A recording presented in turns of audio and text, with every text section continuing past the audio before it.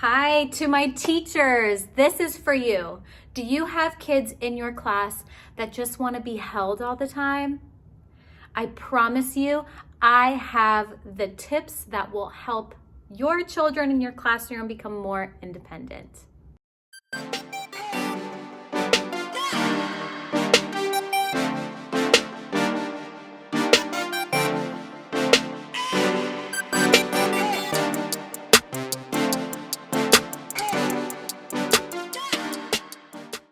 The first thing that you want to do is make sure that your co-teacher has everything else covered. They have diapers, or they are getting lunch ready, or they are doing the thing that needs to be away from the kids. And then you have you or another teacher who is focusing on the children and playing with the children.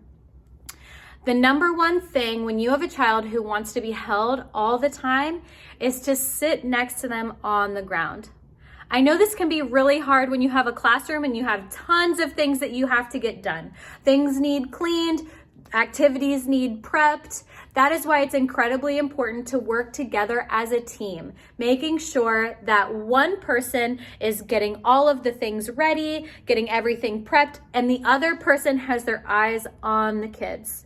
When you have a child who always wants to be held, put them next to you. Have them sit next to you. If they want to crawl on your lap, that's okay. But after a little bit, set them again next to you around with, if you guys are playing bristle blocks, Legos, reading stories, and eventually that child will start to scoot away.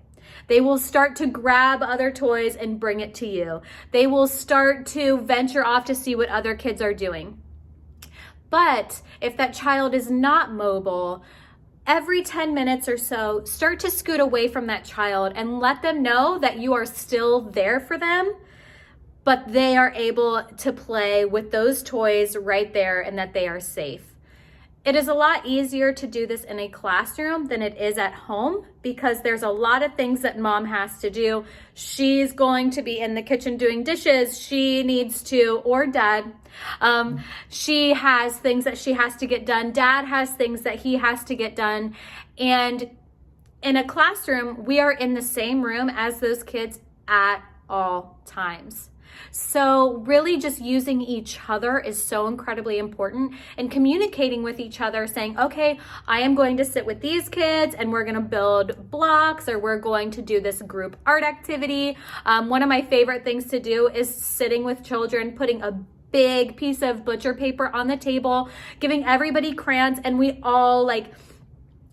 try to do some kind of an art activity together where we will do an under the sea theme, and we'll try to draw fish and crabs and other things that might be under the sea, and we'll talk about what each other are drawing. Or you can sit and do a kitchen activity. The kid's not going to sit next to you the whole entire time because they are going to want to go and cook you that pizza. They are going to want to go and bring you a book. They are going to see what other friends are doing, and they are going to move away and come back to you. They just want to know that you are there for them if they need you. So making sure that you are ready and accessible for those kids, giving your attention to the kids, sitting next to them.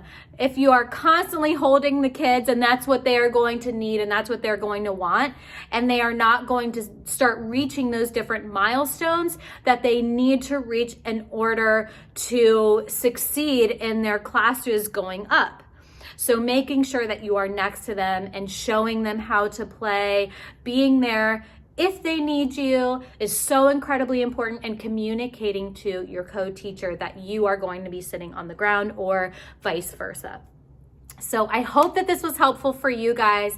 This is something that my teachers do, and they do an amazing job. And I promise once you communicate more with your other teacher and do this more often, you will see great things in the classroom.